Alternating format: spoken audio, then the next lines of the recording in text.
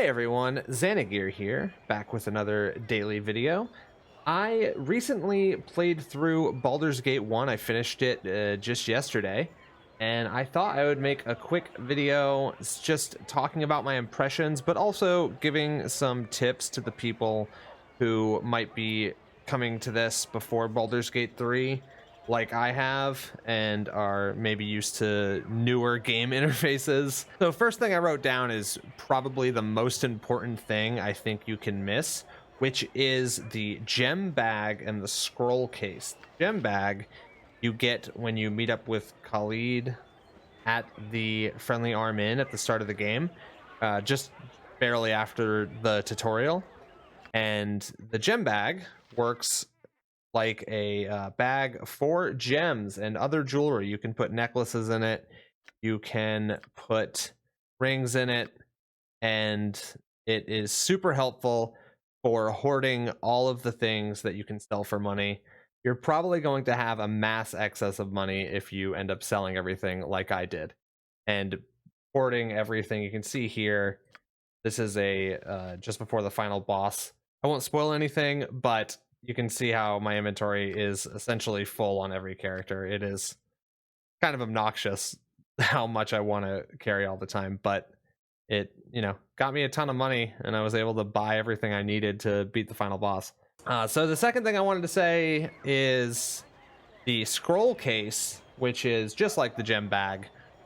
You get in Baragost right here. If you go into Firebead Elven Hare's house, he gives you a side quest to go over into Feldpost's Inn and take a book and bring it to him, and then he gives you the scroll case, which functions basically identically to the gem bag and holds all your scrolls.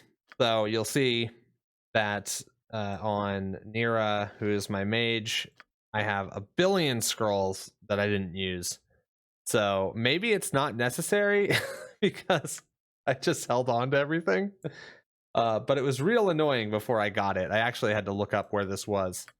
And this is basically my prime motivation for making this video, because I think it's very useful to not have her inventory full of scrolls at all times. I don't know if this is just me, but there's a quick loot button right here. So you don't have to click each individual enemy after you kill them. Whenever you get near a body, it will just show all of the loot in this nice helpful bar. I completely missed this for the first few hours of play, so it just looks like it looks just like a red button. I didn't even think it was anything. And the second thing I missed for a lot of my gameplay, which is fairly embarrassing, is the special abilities button on characters that aren't mages. I don't know why, but this came way more naturally to me than this star over here. I just never clicked it.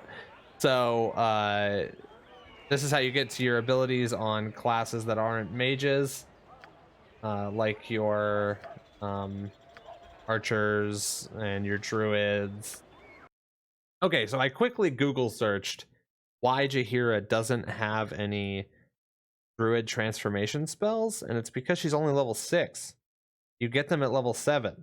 So I finished the game without the ability for my druid to shapeshift, which is kind of funny.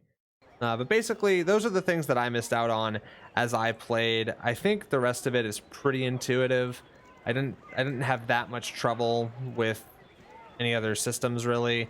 Combat can be difficult, but as long as you take advantage of the pause feature, which you can use with space, and issue abilities individually to all your characters, and just save often. You can hit Q to save at any time, and those will get overwrited after 7 saves. You can also make manual saves that will not get overwritten, and I find saving constantly to be really helpful. One thing I should mention is that travel time and the days that have passed and resting in general. This guard's about to yell at me.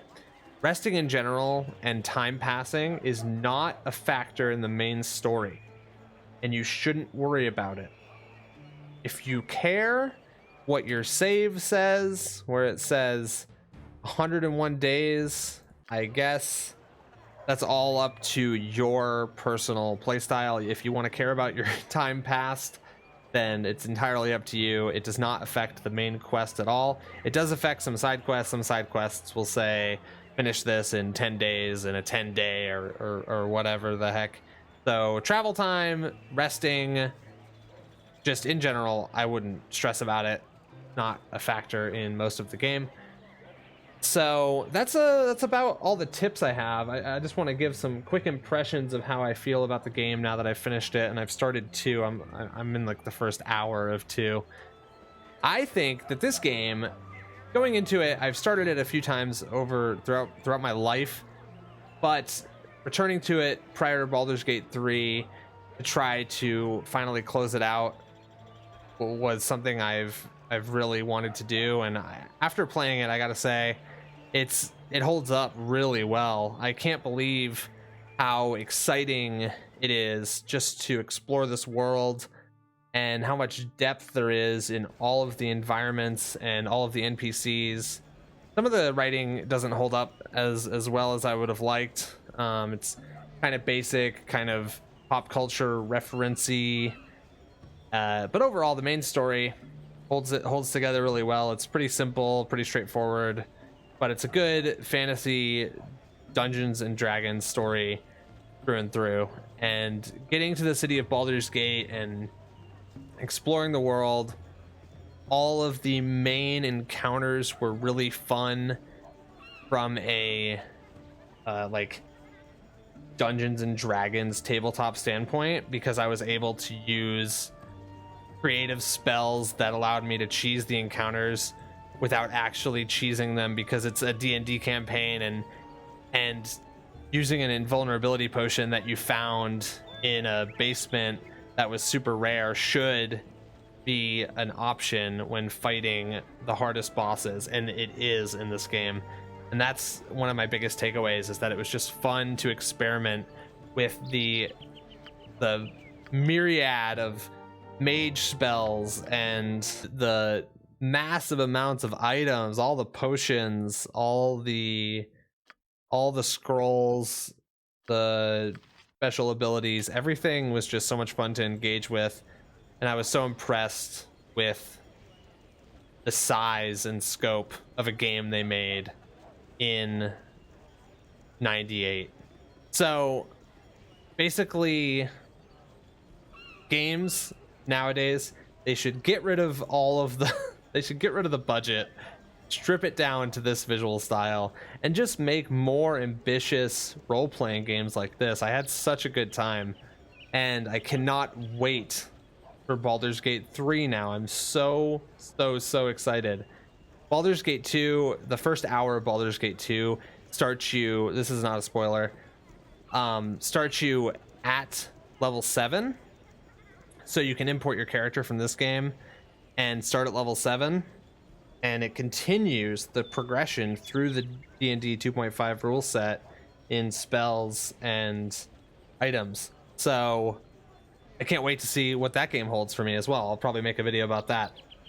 But let me know in the comments if you are playing through Baldur's Gate 1 and 2 or replaying it if you've played it before.